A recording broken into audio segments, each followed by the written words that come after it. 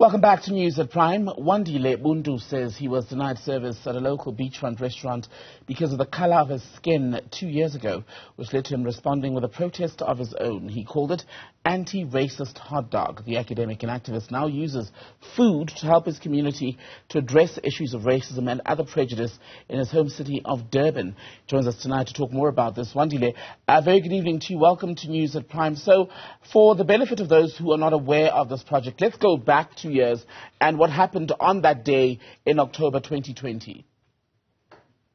Thank you very much for having me. Yeah, I was denied access into a restaurant that's predominantly white in Durban, South Africa. And when I thought about my options on how to respond, I looked at different protests around the world, such as like the Black Lives Matter and different movements. But I realized that a lot of protests as it exists takes away from the victims. You lose a day of work. You may even lose your life, like in America with the Carl Rittenhouse case. So I wanted to create a protest that gave an alternative option for food for people of color in the Durban promenade, but also I wanted it to be something that benefits the community and gives back to the victim. So we started the anti-racist hot dog stand right on top of the discriminatory restaurant on top of the promenade. We had house music DJs, and then we had conversational cards on the topic of race and what does a post-apartheid South Africa inclusive city like Durban look like. This attracted people from different walks of life, ages and races, and started to transform the city. Even President Obama tweeted about it. And it was from here that we got the ideas like, well, how do we then transform this knowledge and use it to transform our schools and workplace culture? And that's how really the anti-racist hot dog diversity, equity, and inclusion consultancy was born. But is it not putting once more the responsibility to do the work when it comes to learning and unlearning about racism on the victims, the people who are faced with racist abuse? 100%. I think that's a really good point. But at the same time, the victims are the ones who are still facing that particular discrimination. So I am all for victims helping South Africa heal and transform within race and discrimination, so long as they get paid for it. And let's talk about that. The sense of awkwardness.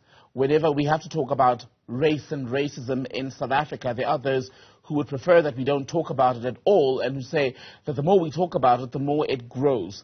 How difficult was it for people in Durban and surrounds to sort of participate in the dialogues that you were setting up at the time? Yeah, I think that's a good point. But I think when you look at stats, right, for example, with workplace culture, 47% of people who leave their jobs cite bad company culture in relation to race. And also, it's cost about 50,000 rand to replace an employee. And then another 35%, like Deloitte and McKinsey came up with a study that shows that 35% of companies who are inclusive and who focus on diversity outperform other companies, as well as they are 70% likely to gain a market edge. So there's real numbers to show that racism and discrimination within the workplace, within the community, doesn't only just affect black people or people of color, but it really affects us all, and it affects the bottom line and affects our schools. So it is our collective responsibility to bring about that change. So it's always a difficult conversation to start, and that's why we started it with hot dogs. Nothing brings us together like food, and we found it to be a very fun way to really break the ice and have these very meaningful conversations. But it's not enough to have conversations.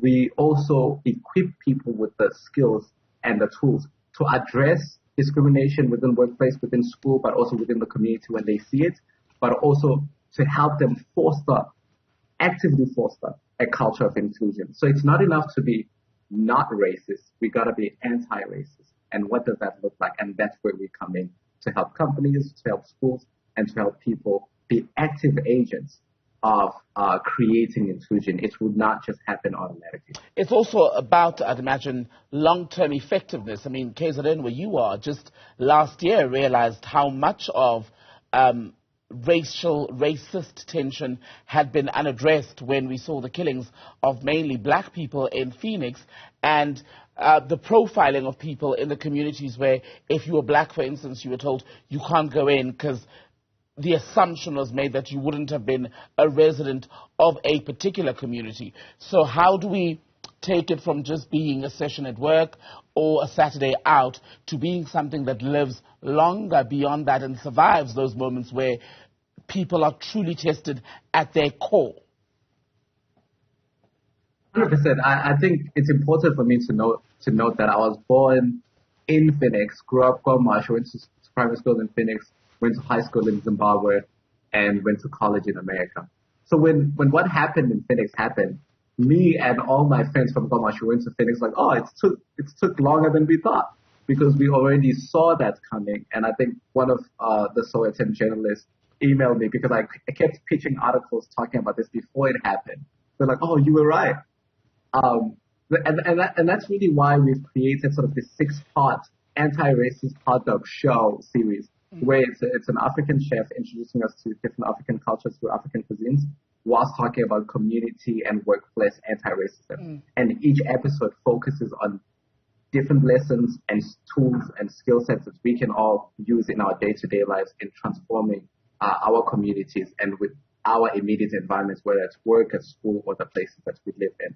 And then also, it focuses on this idea of the story of self, the story of us, and the story of others. Story of self is really about building awareness. What's my relationship with race, and what's my role in creating an inclusive society? Story of us is what's our collective relationship in creating an environment where others can come to work and come to school and come to the community, bring themselves as their authentic selves and thrive.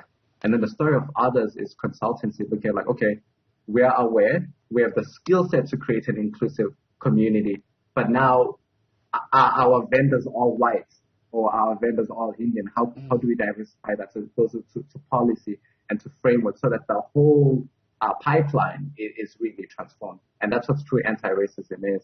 It's a process. And I think it's important for me to mention that we are all born into a world that is racist, that is sexist, that is homophobic. But it is still our responsibility in how we shape our environments and how we fight that. Two things I want to pick up on. You saying that, it's a process, but the example that you used about when the reporter from the Sowetan gave you a ring to try and write on what had happened in Phoenix last year, when you had been pitching work around that before, but because it wasn't a headline, no one was taking an interest. And that speaks to how generally the response in the country, perhaps in the mainstream, treats racism as an event.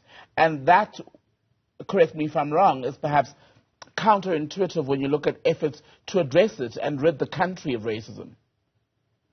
100%. And I hate to say this, but I think we could take a page out of the American history book right now. Post George Floyd, America has been in this frenzy of dealing with anti-racism within the workplace, within community, and within university. Everyone all of a sudden realized, like, oh, we actually have racism and we have to deal with it. But it's been great to see that transformation, and you see that a lot of 77% of millennials and Gen Zs choose work based on companies that are investing in diversity, equity, and inclusion. Not just Black or minority, but all Gen Zs and millennials, which goes to show that as a country we're behind, and a lot of companies, a lot of schools are going to lose out in some of the best talents because we're not already investing in diversity, equity, and inclusion, which will help us transform not just our companies, not just our schools, but the society at large. Wandile Buntu, thank you so much for your time. You can find him online. He's at Wandile Buntu on Twitter and Instagram. Thank you for your time, sir.